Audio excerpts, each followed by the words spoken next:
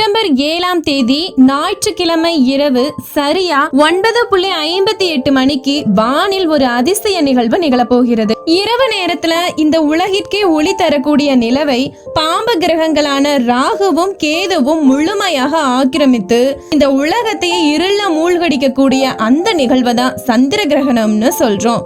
அந்த நேரத்துல எல்லா கோவில்களுடைய கதவுகளும் அடைக்கப்பட்டு கர்ப்ப கிரகத்தில் இருக்கிற சாமியே சிறைப்பிடிக்கப்பட்டது போல தன்னுடைய சக்தியை இழந்து தவிக்கும் அந்த நேரம் இந்த உலகத்துல எந்த அளவுக்கு தீய சக்திகளோட ஆதிக்கம் அதிகரிக்குமோ அதே அளவுக்கு வான்வெளியில் இருக்கக்கூடிய சில கிரகங்கள் சில ராசிகளுக்கு அதிர்ஷ்டத்தை அள்ளித்தரும் யோகத்தையும் உண்டு பண்ணுமா. அப்படி வரக்கூடிய சந்திர கிரகணம் அன்னைக்கு 4 ராசிக்காரர்களுக்கு எதிர்பாராத அதிர்ஷ்டமும் உண்டாக போகுதா. அந்த 4 ராசிக்காரர்கள் யார் யாரு, சந்திர கிரகணம் அன்னைக்கு உலகத்துல என்னெல்லாம் மாற்றங்கள் நிகழும், சந்திர கிரகணம் அன்னைக்கு என்னெல்லாம் செய்யலாம் என்னெல்லாம் செய்யக்கூடாது, எதனால இந்த சந்திர கிரகணத்தோட தாக்குதல் இந்த அளவுக்கு இருக்குது, இப்படிப்பட்ட ஒரு நிகழ்வு வானில் உண்டாகுதே இதோட உண்மையான புராண வரலாறு தான் என்னன்னு வரக்கூடிய சந்திர கிரகணம் பற்றிய பல வியக்க வைக்கும் தகவல்களை இந்த ஒரு வீடியோ மூலமா தெரிஞ்சுக்கலாம். இந்த வீடியோவுக்கு ஒரு லைக் போட்டுட்டு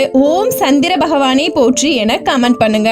இப்ப வாங்க வீடியோக்குள்ள போலாம். பூமியானது சூரியனுக்கும் சந்திரனுக்கும் இடையே வரும்போதுதான் சந்திர கிரகணம் ஏற்படும். அப்படிப்பட்ட சந்திர கிரகணம் இந்திய நேரப்படி செப்டம்பர் 7ஆம் தேதி இரவு 9:58 மணிக்கு ஆரம்பித்து செப்டம்பர் 8ஆம் தேதி அதிகாலை 1:26 மணியோட முடியுது. மொத்தம் 3 மணி 28 நிமிஷங்கள் இந்த சந்திர கிரகணம் நீடிக்க போகுது. அதனாலதான் இந்த அதிபெரிய சந்திர கிரகணம் அப்படின்னு சொல்றாங்க. புராணங்களின்படி சூரிய கிரகணம் சந்திர கிரகணம் பிறந்த கதை என்னன்னு தெரிஞ்சுக்கலாம். மனித தலையும் பாம்பு உடலும் கூடியவன் ராகு எனவும் பாம்பு தலையும் மனித உடலும் கூடியவன் கேது எனவும் அழைக்கப்படுறாங்க. 2 பேருக்குமே உயிர் ஒண்ணுதான். இருவரும் நேர் எதிர் திசையில் நட்சத்திர மண்டலத்துல சஞ்சரிப்பாங்க. சூரியனையும் சந்திரனையும் பழிவாங்க ராகுவும் கேதுவும் பிரம்மனிடம் பல காலம் தவம் இருந்து வரம் வாங்கி இருக்காங்க. இந்த வரத்தின்படி ஒரு ஆண்டில் 4 முறை சூரிய சந்திரர்களின் பார்வை பூமியில் விழாது தடுக்கும் வரத்தை பிரம்மதேவரும் கொடுத்திருக்காரு. அதுதான் கிரகணம் அப்படின்னு கூறப்படுது. அமிர்தம் பருகினால் அதிக பலமும் மரணமில்லா பெருவாழ்வும் வாழலாம் என்பதையும் அறிந்து பார்க்கடல்ல கடைஞ்சிருக்காங்க. மந்தார மாலையை மத்தாகவும் வாசிகி பாம்ப கயிறாகவும் பயன்படுத்தி இருக்காங்க. தேவர்களும் அசுரர்களும் இணைந்து பார்க்கடலை கடைந்த போது அமிர்தம் வெளிப்பட்டிருக்கு. அதை தேவர்களும் அசுரர்களும் சரிபாதியாக பங்கிட்டுக் கொள்ளலாம்னு ஒப்பந்தம் போட்டிருக்காங்க. அசுரர்கள் அமிர்தத்தை பருகினால் அவர்களை சமாளிப்பது கஷ்டம் என்று உணர்ந்த தேவர்கள் அதனை விஷ்ணுவிடம் முறையிட்டிருக்காங்க. அசுரர்களுக்கு அமிர்தம் கிடைப்பதை தடுக்க நினைத்த மகா விஷ்ணு மோகினி வடிவம் எடுத்து வருவாரு. அமிர்த கலசம் தன்வந்திரியின் கையில இருந்திருக்கு. அதனை மோகினி வாங்கிக்குவாங்க. அவளது அழகில் மயங்கிய அசுரர்கள் மோகினியே அனைவருக்கும் பரிமாறட்டும்னு சொல்லிருவாங்க. தேவர்களும் இதற்கு ஒப்புக்கொள்ளுவாங்க. யாருக்கு முதல் அமிர்தத்தை தருவதுன்னு பிரச்சனை ஏற்பட்டிருக்கும். மேலே தெளிவாக உள்ள நீர் தேவர்களுக்கும் அடியில் கலங்கி இருக்கும் திரவத்தை அசுரர்களுக்கும் கொடுப்பதுன்னு முடிவாயிருக்கும். முதலில் தேவர்களுக்கு அமிர்தம் வழங்கப்பட்டிருக்கு. காசியப்பன் மகரிஷியின் மகனான ஸ்வர்பானும் இந்த மோகினியுடைய வருகையையும் அமிர்தம் பருமாறுதல்ல ஏதோ ஒரு சதி செய்யப்பட்டிருக்கு அப்படின்னு சந்தேகப்பட்டு எங்கே அமிர்தம் கிடைக்காமல் போய்விடுமோன்னு அஞ்சி மாறு வேடத்தில் தேவர்கள் வரிசையில போய் உட்கார்ந்திருக்காரு. இதை சூரியனும் சந்திரனும் பார்த்துறாங்க. இதற்குள் மோகினி ஸ்வர்பானுக்கு அமிர்தத்தை கொடுக்க போயிட்டாங்க.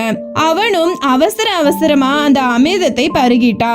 ஸ்வர்பானு மாறு வேஷத்துல வந்தது தெரியாதா என்ன? தெரிஞ்சேதா அவரும் அமிர்தத்தை கொடுத்திருக்காரு.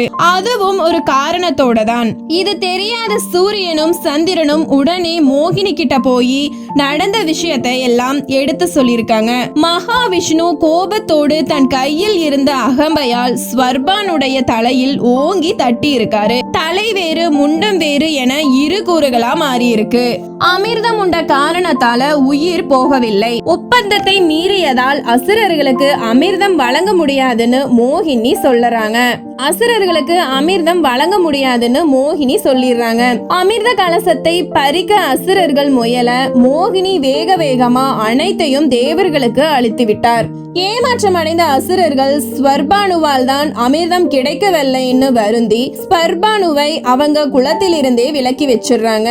இரு உடலாக கிடந்தாலும் உடல் இருந்தும் தலை இல்லாமலும் தலை இருந்தும் உடல் இல்லாமலும் இருந்த ஸ்வர்பானு பிரம்மதேவனிடம் முறையிட மகாவிஷ்ணுவால் தான் இதற்கு மாற்று ஏற்பாடு செய்ய முடியும்னு பிரம்மன் கூற விஷ்ணுவை வணங்கிய ஸ்வர்பானு பிரயசித்தம் செய்யும்படி கேட்டிருக்காரு. உடனே பாம்பு உடலை கொடுத்து தலையுடன் பொருத்தி இருக்காரு விஷ்ணு. அதே போல் பாம்பு தலையை மனித உடலுடன் பொருத்தி இருக்காரு.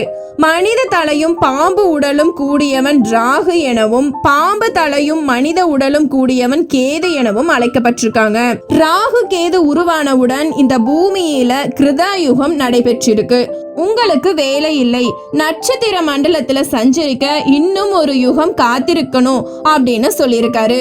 அடுத்த யுகமான திரேதா யுகத்தில் நான் ராமனாக மனித குலத்தில் பிறப்பேன். அப்பொழுது உங்களுடைய சக்தியால் ராகு கோதாண்டமாகவும் வில் கேது அம்பாகவும் என்னிடம் வருவீர்கள் அப்படின்னும் அசுரகுழு கடைசி அசுரரான ராவணனை கொல்வதற்கு நீங்கள் பயன்படுவீர்கள் என்றும் அப்போது உங்கள் பாவம் தொலையும்னு சொல்லியிருக்காரு. நீங்கள் வித்தியாசம் தெரிவதற்காக மற்ற கிரகங்களை போல் இல்லாமல் விண்வெளியில் அபரதட்சணமாக வலம் இருந்து இடமாக சுற்றி வருவீர்கள் எனவும் வாக்களிச்சிருக்காரு. ராகுவும் கேதுவும் தங்களின் இந்த நிலைக்கு சூரிய சந்திரர்களை பழிவாங்க பிரம்மனிடம் வரம் கேட்டிருக்காங்க. அந்த வரத்தை பிரம்மர் தர மறுத்திருக்காரு. பல காலம் தவம் இருந்து மன்றாடி பிரம்மனிடம் ஒரு வரம் பெற்றிருக்காங்க. அந்த வரத்தின்படி ஒரு ஆண்டில் 4 முறை சூரிய சந்திரர்களின் பார்வை பூமியில் விழாது தடுக்கும் வரத்தினை கொடுத்திருக்காரு. இதுவே கிரகணம்னு அழைக்கப்படுது. சூரியனையும் சந்திரனையும் பாம்பு விழுங்கும் என்று பல கதைகள் உலாவி வருது. ஆனால் கிரகங்கள் வானில் தோன்றும் அற்புத நிகழ்வுன்னு அறிவியல் ஆய்வாளர்கள் தெரிவிக்கிறாங்க. இந்த செப்டம்பர் 7ஆம் தேதியில் சந்திர கிரகணம் இந்த 4 ராசிக்காரர்களுக்கு மிகப்பெரிய ராஜயோகத்தை கொடுக்க போகுது. மேசம், ரிஷபம், கன்னி, தனுசு இவர்களது வாழ்க்கை செல்வமும் சுகமும் நிறைந்ததா மாறப்போகுது. இந்த சந்திர கிரகணத்தோட சக்தியை உணர்ந்து அன்பும் தர்மமும் ஆன்மீகமும் நிறைந்த வாழ்க்கை வாழ்ந்தால் நம்ம எல்லோருக்குமே நல்ல பலன்